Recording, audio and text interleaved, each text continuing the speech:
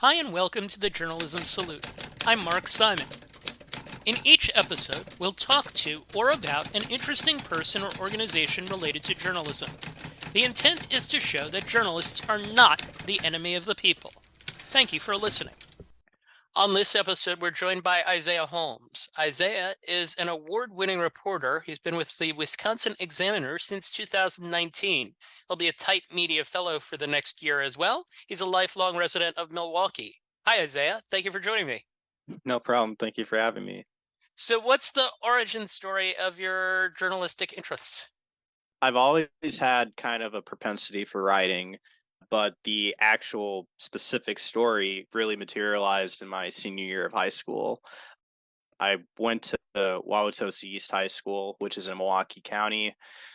And basically, my entire life, I had always wanted to be a herpetologist, which is it's in the field of zoology, and it's the study of reptiles and amphibians. And I had a lot of reptile pet friends and things like that. But senior year of high school, I took AP Bio, and I just really wasn't into it for a lot of reasons, and that was kind of a reality check. So I was kind of in this state where I was like, what do I want to do now? And at the same time, back then, Netflix was had some cooler things on it than it does now. And there are just a couple of documentaries that I had seen back then. One about Kurt Cobain, another one about the cannabis in legalized states, and just the whole industry, and even in Canada. And I just kind of put just something kind of clicked because I had video talents. I loved writing. I liked storytelling and such. And there are things going on around me that would lend themselves to something like that. So it kind of moved from there pretty much. So, is there anything in your family background or your heritage that lends itself to telling stories? My aunt, my mother's sister worked at the Milwaukee Courier for a long time, and for a very brief time, like literally once, they let me do a little column that was called like Eyes on Science or something, because of course I wanted to be a scientist, and I don't even remember what it was about. It was about amoebas or something, but not really. I mean, that's really the only connection that I could think of, and I don't. It was never really a major thing in my life. It was just something that I was aware of, that my aunt, you know, worked at the Courier. You know, Gotcha. What I'm familiar with the Journal Sentinel. What's the Courier? the Courier, I think it might still be around. I'm not sure, but it was focused on really the African American community and the north side of Milwaukee, and really gave a voice to you know black people in the city. Gotcha. But, Why on your Twitter page do you describe yourself as a thinker, a hippie, and routinely blah? well, I don't know. I that was kind of just something I thought of because like I don't really like social media bios and everything, but I picked those because I don't know, I think a lot for sure. And a hippie just seemed good because I really love nature, and there's a lot of interests that I have that people might call me a hippie for, basically. I'm not really keen on violence. I'm not a pacifist, but I'm not keen on it, etc., etc. And then blah, I don't know, just I'm a very easygoing, kind of mellow person in general. So Okay, well, reading your stories, I think there's certainly a lot there that is not blah. And just to explain to people, the Wisconsin Examiner is a nonpartisan, nonprofit news site offering a fresh perspective on politics and policy in the state of Wisconsin. It's part of State's Newsroom, and we've had, I think, two other people from State's Newsroom come on. Explain the purpose and the intent of the Examiner. well, the Examiner started in 2019, and the purpose of it is essentially just to give a fresh news perspective in an otherwise kind of declining environment, at least locally in Wisconsin. There is a lot of the columns and a lot of the perspective, I guess you could say, comes from a progressive, more or less, perspective. That's right on the website, but it's kind of hard to articulate that just because people kind of interpret that as like people telling you what to do or whatnot, and that doesn't happen.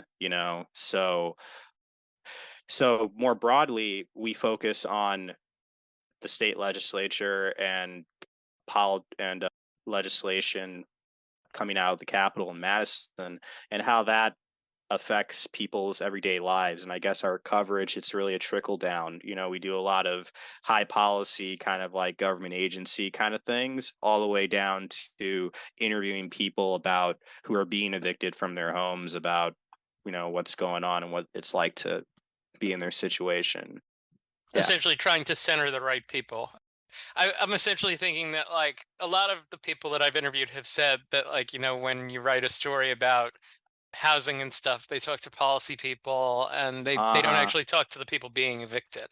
That's And yeah, definitely. Yeah, that's something that definitely I can concur with. And yeah, we do talk to a lot of elected officials, policy people, but you can only go so far with that. And most of the people who are reading the news are not high policy people or elected people. So it's good to hear familiar stories.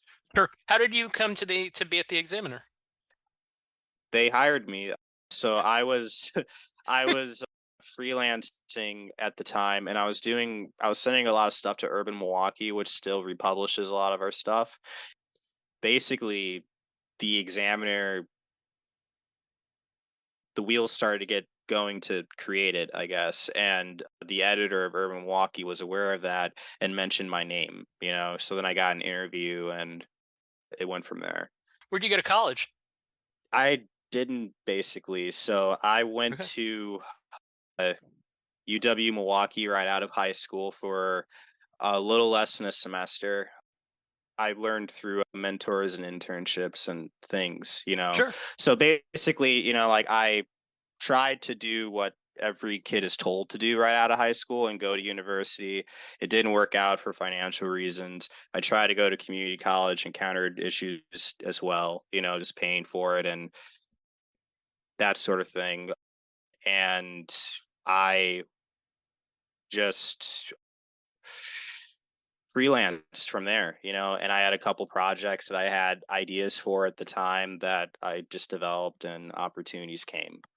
Sure. And it's a good example for others, certainly that might be in similar situations. So Wisconsin is a state in which a lot has happened related to racial justice, and these are things that have garnered national attention. The killing of Jacob Blake by police officers, the protests that followed, and then Kyle Rittenhouse killing multiple people with an AR-15, a case that got national attention and ended with his acquittal. You've done a lot of writing in this area. You did an award-winning investigative series into the police response to civil unrest and protests in Kenosha in 2020. You've written about police surveillance. You were personally impacted by this. We'll get to that. In 2022, I found this on The Trace. It was also on the Wisconsin Examiner. You wrote about how the militias really haven't left and that the Rittenhouse shooting started a debate that hasn't ended. What has it been like to cover some of these events? It's been a lot of things. I guess the first thought is it's been really heavy. It's been very eye-opening because you kind of go to I feel like we all kind of go to a lot of these topics kind of wielding what we already know, as if it's not subject to change or able to evolve, right? So going into this summer of 2020 and protests, and there is a lot of focus on Kenosha and Kyle Rittenhouse and etc. Protests in the Milwaukee area and in Kenosha started just days after George Floyd died in May of 2020 and went all the way through. In Milwaukee, one group went on for over 400 days after he died. So it's been really interesting to kind of see the juxtapose of kind of like what it kind of doesn't escape the local sphere and what doesn't really make it to the national media. Even some of the surveillance related stuff that occurred didn't people still pop their eyes when they hear about it for the first time. So I guess that's another part of it. It's kind of strange because you kind of live in it, and then there's kind of a distinct reality you live in versus other people. But it's also been very, very interesting. It's fun to dig into this stuff and broaden my perspective, I guess. So when you're doing these pieces, what are some of the challenges and the big ones that you would face when you're trying to investigate police response, or you're trying to investigate police surveillance, or you're trying to investigate militias? What challenges have you run into? One of the there's two things that are definite challenges is finding people to talk to and finding records and obtaining records from local government, from government in general, but from local government in a consistent way, basically, is the easiest way to put it. So in terms of finding sources, it depends on what the issue is. And for a lot of those things, so in 2020, there was a lot of people who were really, they were kind of already out in the open, right? They're kind of already out there doing their activism and et cetera. So they're willing to talk to you. There's a lot of suspicion and caution, especially within the activist community, for example, and it changes. In Kenosha, it's a very insular kind of community there that sometimes, especially after what happened in August of 2020, after Jacob Blake, is very, very cautious and sometimes even not very cautious of outside groups of any kind coming in, media, activist groups, even if they're from Milwaukee, right? Even if they're also from Wisconsin. So finding people to talk to and getting them to trust you, which varies again according to the situation. And trust is another thing too, in terms of, eventually you got to go and you got to talk to, for example, law enforcement, or some security group that tried to set up activities in Kenosha, in response to that or whatever the situation. And you got to wonder, especially law enforcement, like eh, sometimes there's a difficulty with trusting the information you're really receiving is accurate, whether it's intentional or not. Sometimes the public information officer just is not aware of perhaps is not aware of the activities of maybe the guys in some specialized unit in the detective division or whatnot. And then records in Wisconsin, we're regarded as a sunshine state in terms of we have pretty strong open records laws, but that it doesn't feel like it sometimes. Different places handle records requests differently. Generally speaking, if what you're asking for will reveal law enforcement techniques or tactics, like a particular kind of police surveillance technology, the information you're going to get is very limited to, if anything at all. There's a lot of reasons that they can redact things and withhold things. Recently, I had a request that was partially denied because of ongoing investigations, and the request involved a person who's been dead now for over a year, and their death investigation is closed as well. So it's just what could still be going on. Um, Kenosha, they handled their open records are kind of partially processed through this third party company that was started by a former Kenosha police officer, and they cost a lot of money. That's another thing. Sometimes it costs a lot of money, and finding the funding and resources to get over that hump or get legal help for it is can be difficult. And we'll talk about type media in a little bit, but that's certainly, I imagine, what type media is for. How does your race come into play when you're talking to the various groups that you're talking to? I think so. Milwaukee, when you're talking about Milwaukee, Wisconsin, it's always been kind of regarded as one of the most racially segregated cities in the country. And last time I checked the census, the about close to 70% of all Black people in the state of Wisconsin lived in the city of Milwaukee, not the county. You know, the county has a lot of surrounding suburbs that have histories of redlining and restrictive zoning laws that they're still kind of learning to deal with, I guess, and not that those are necessarily still active, but the echoes of it span through time and still affect things, still affect where people can live, basically, or find it easiest to find housing. So, in that context, it provides uh, being African American and growing up here and growing up in the city of Milwaukee and then moving to Wauwatosa, which is one of those outlining kind of suburban city communities. It really gave me a lot of perspective and different environments and just the stark and drastic contrast that happens just when you cross over to a street, and how when you segregate communities like that, it creates people with very, very distinct life experiences and trajectories, and they can't it's hard for them to, it's not that they can't empathize, but it's hard for them to really find where, relate, which causes a lot of the what you would call ignorance, about that arises when you're talking about these very difficult topics, right? So yeah, so long story short, I think that being African American here, it provides a lot of perspective that has allowed me to kind of navigate different communities in the city and yeah, approach it in a different way. You mentioned trust. How do you get sources to trust you?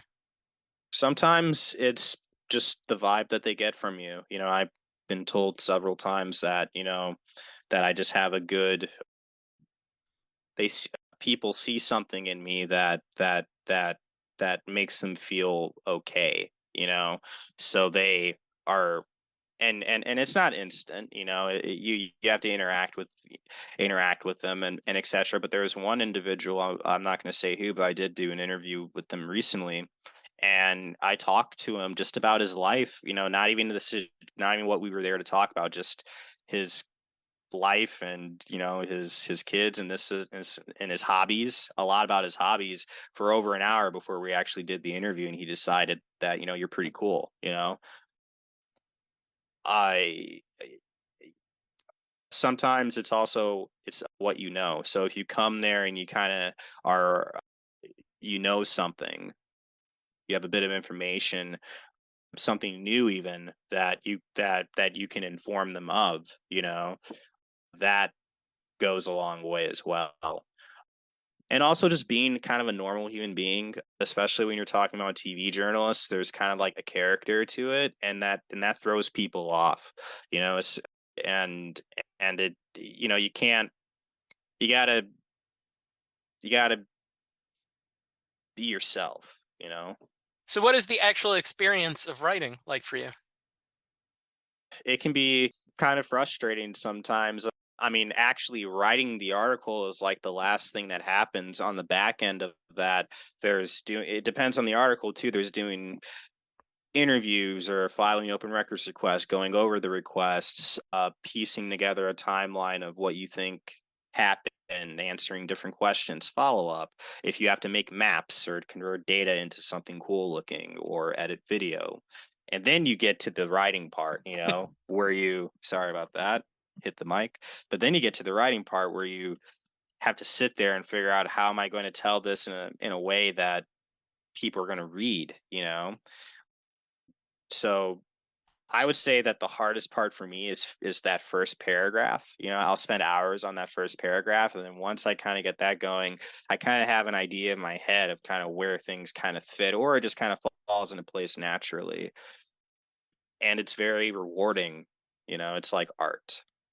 Yeah, and how, going back to something else, how big is the staff at the Wisconsin Examiner? Like, are there a lot of editors that you're working with, or a lot of Fi- fellow writers? no, no, there's five of us. So there's our editor in chief, Ruth, and we have Eric, the deputy editor, and then there's me, Baylor, and Henry, who are reporters.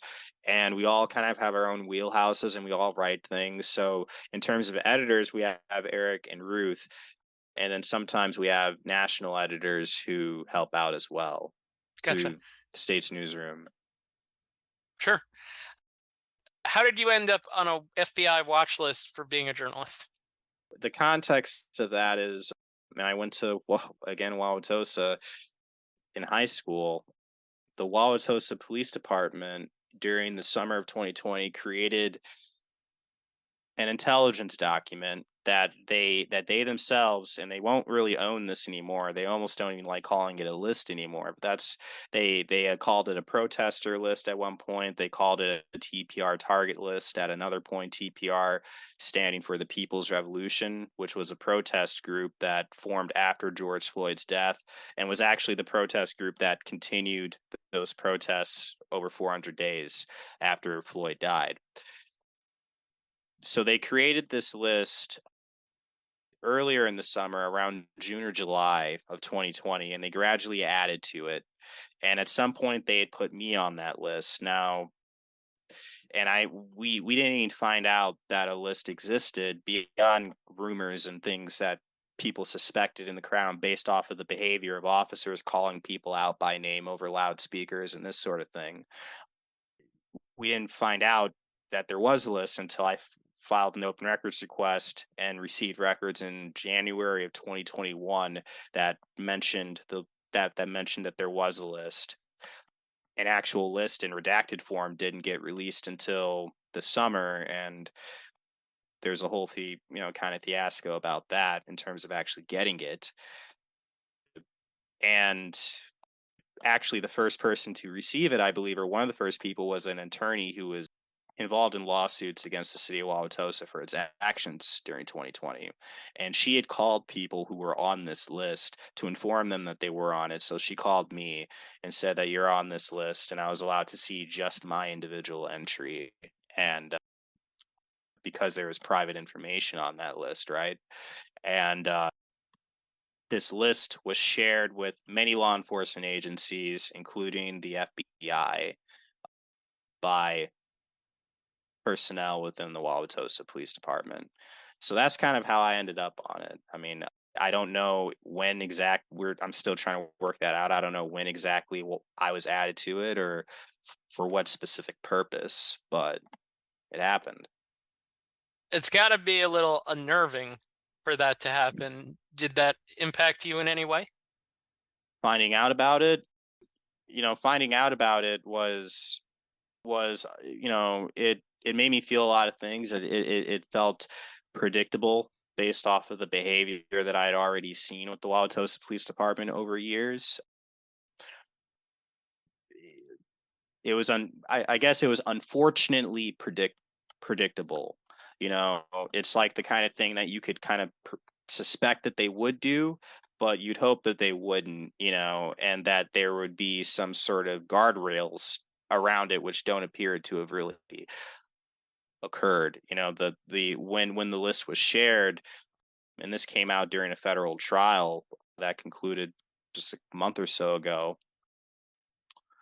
When the list was shared, it was never the recipients of the list, who were other law enforcement personnel, were never told this is confidential information, this is sensitive information, this is Driver's Privacy Protection Act protected information. It was just shared and told you can share this to whoever you need.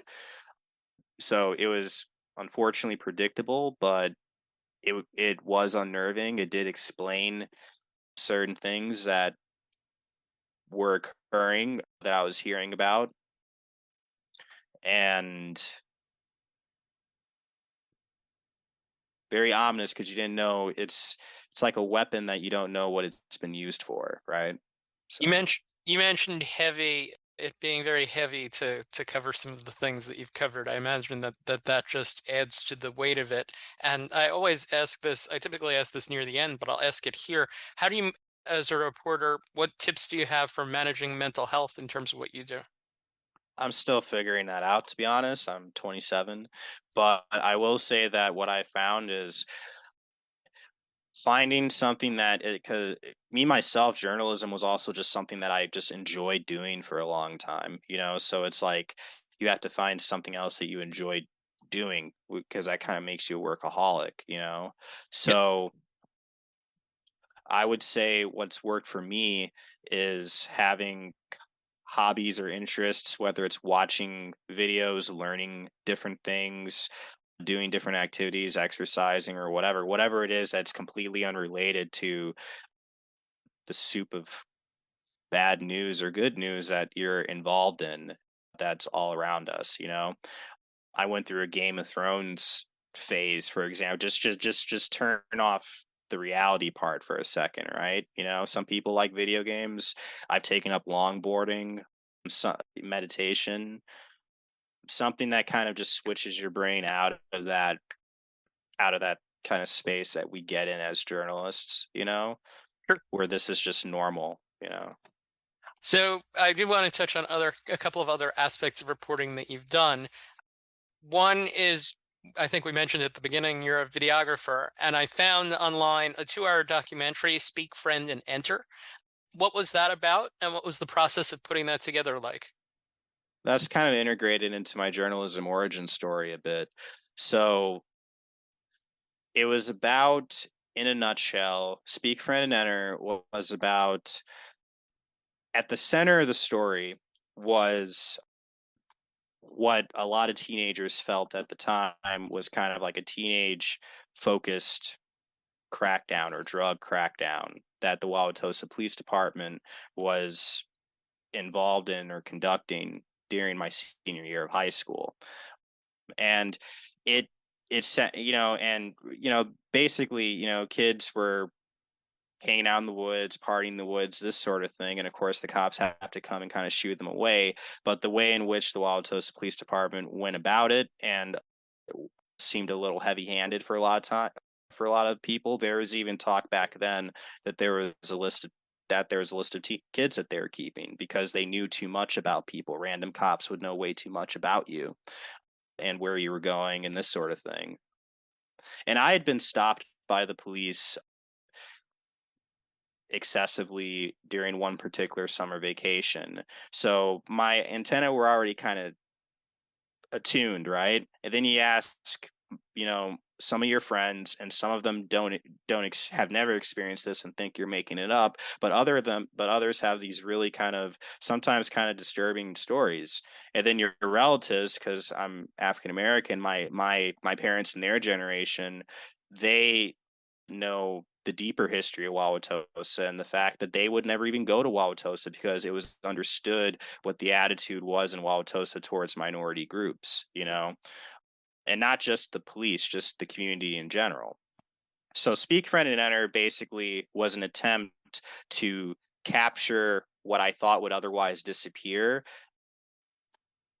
in what my generation of teenagers were experiencing there. And there was a lot of conversations going on about what are our rights and etc. So in a nutshell, it was about reports of misconduct by the Wauwatosa Police Department with a particular focus on their interactions with local youth. So do you have intentions of doing more filmmaking? Yeah, yeah. Yeah, definitely. In the very near future, we'll hopefully hear of some things. Wink, Nice. wink. That's cool to hear that you're likely working on something. So you won a number of awards, and that was actually how I found you online, looking at some awards that have been handed out throughout Milwaukee, throughout the state of Wisconsin.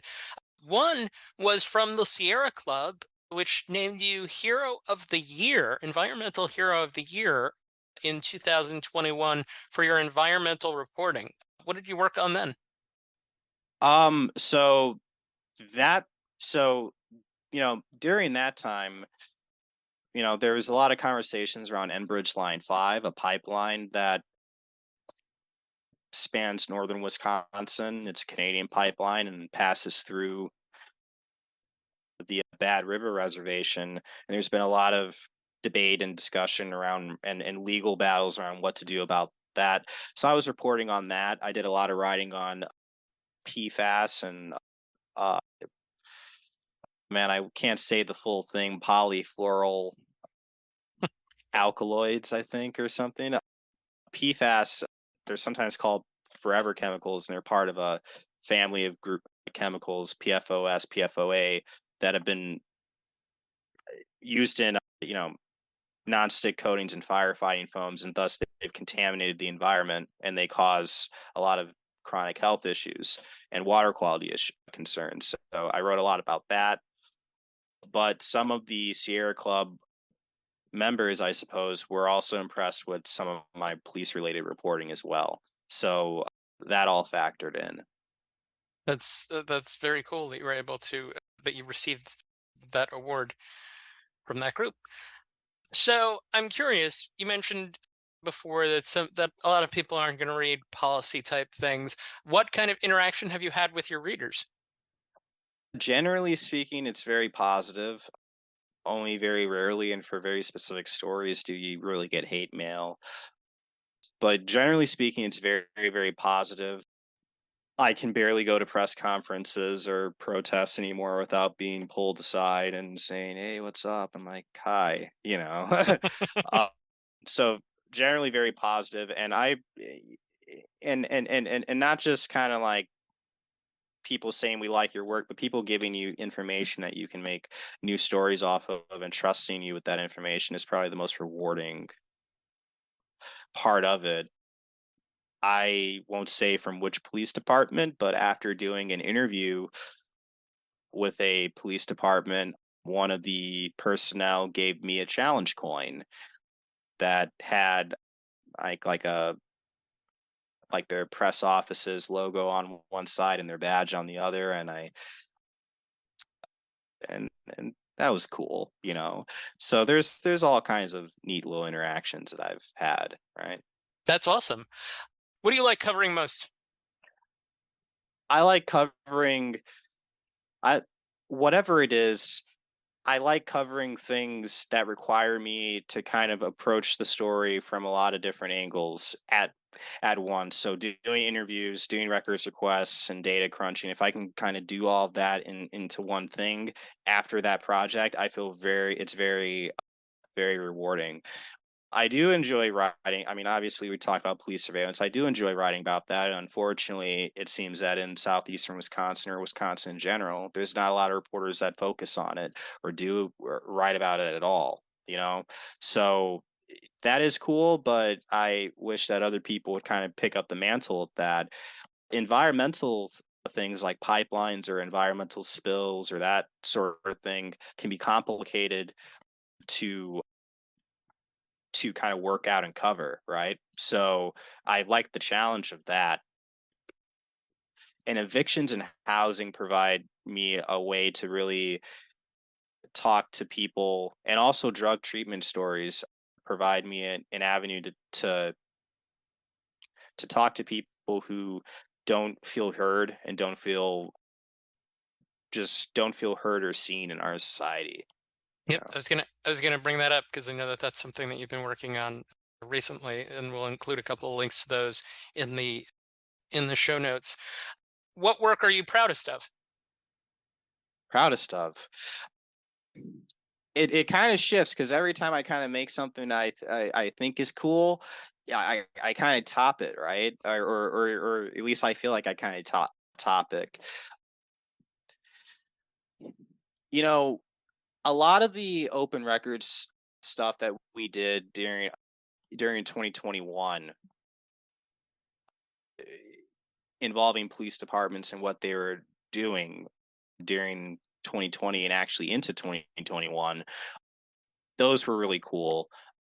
I did enjoy covering the Jay Anderson John Doe hearing that was involving a police shooting that happened in 2016, and it took until 2021 for it to make its way to court and have a fighting chance, right? And the judge ruled that probable cause did exist to charge the officer with certain crimes, but special prosecutors appointed later declined to pursue those charges. Um, that covering that whole process, and also the protester list trial more recently, because again, there aren't a lot of people who are covering that, and sometimes you're literally the only one in the room, or you're the only one who's going to cover it with much detail, even though it is a full room, right? those things I tend to be most proud of.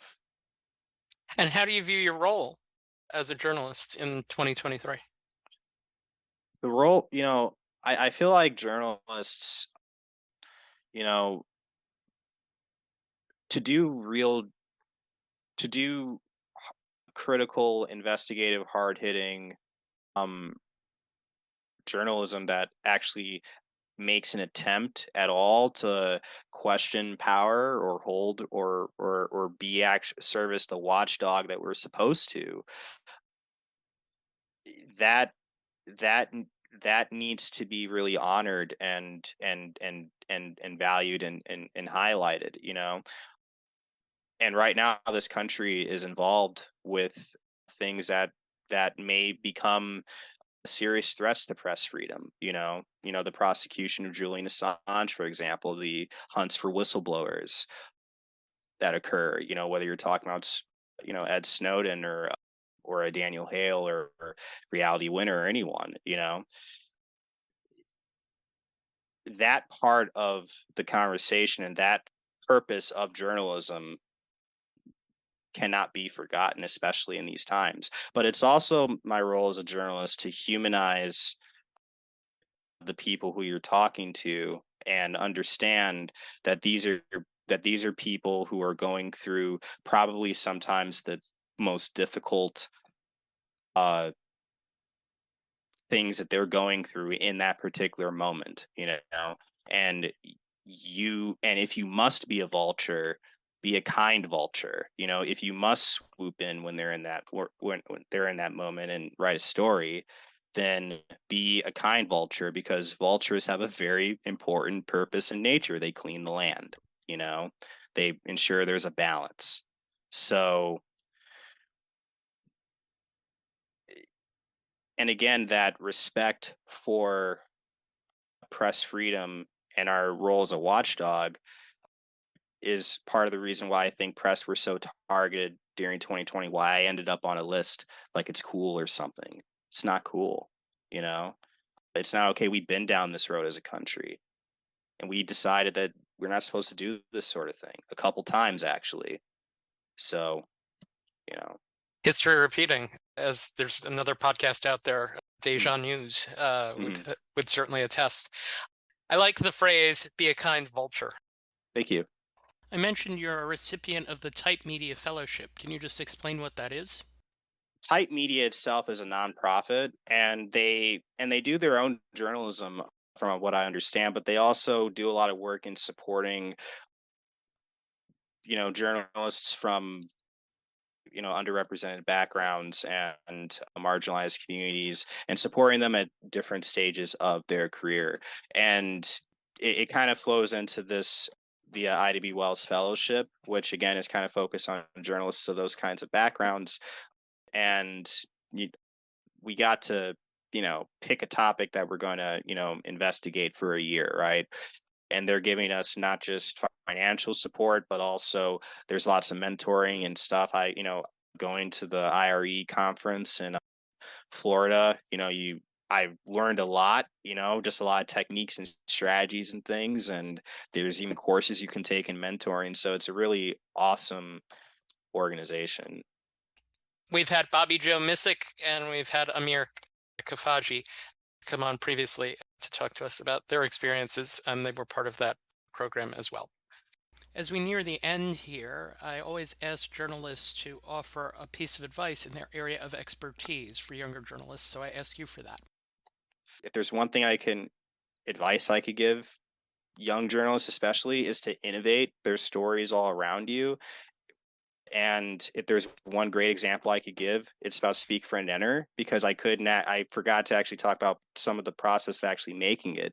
And basically, Speak Friend Enter was made with the trust of kids in my school, a Sony Handycam, and the YouTube video editor, which was horrible. And I had to basically find a way to kind of trick it into really doing what I really needed it to do, because it was very, very limited, but I made it work and compiled this 2-hour documentary. no money, no anything. And it took 3 years. It from 17 to like 19 or 20, but that, as much as it is a story, Speak for an Enter, I felt like was also proof of concept, that any kid can notice something going on around them, pick up a camera and make this. So yeah, innovate. Absolutely. And innovate and be patient, because as you said, it's going to take a considerable amount of time. As you can relate, I can relate as well. The show is called The Journalism Salute, and we salute you for your good work. Is there anyone or any organization that you would like to salute for their good work, preferably someone that you're not necessarily closely affiliated with? Like friends with them or something. Right. Like, yeah. Cool. Yeah. Can I name a couple people? Yeah. All right. Yeah. Jeremy Scahill, associated with The Intercept. A lot of people have probably heard of him. His book Blackwater, his book and documentary Dirty Wars. His work with whistleblowers and dealing with highly sensitive government topics is extremely valued. And he actually graduated from my high school. I got to meet him senior year. We were not the same age. He's much older than me, but anyways, he came to my like a video production class in high school. So that was cool. Gary Webb, who did the Dark Alliance series, kind of revealing, the nexus between America's intelligence operations and the cocaine trade. Kevin Carter of the Bang Bang Club, South Africa, may he rest. And also, lastly, I think a war journalist, Robert King. His documentary Shooting Robert King helped inspired me to do film and stuff. That's a very full list. That's a very good list. And I recommend checking out Isiah Holmes' work. Isiah, thank you for taking the time to join us. Best of luck in your future endeavors. Thank you for listening to the Journalism Salute. Please let us know what you think of the show. You can find us on Twitter @JournalismPod, and you can email us at journalismsalute@gmail.com.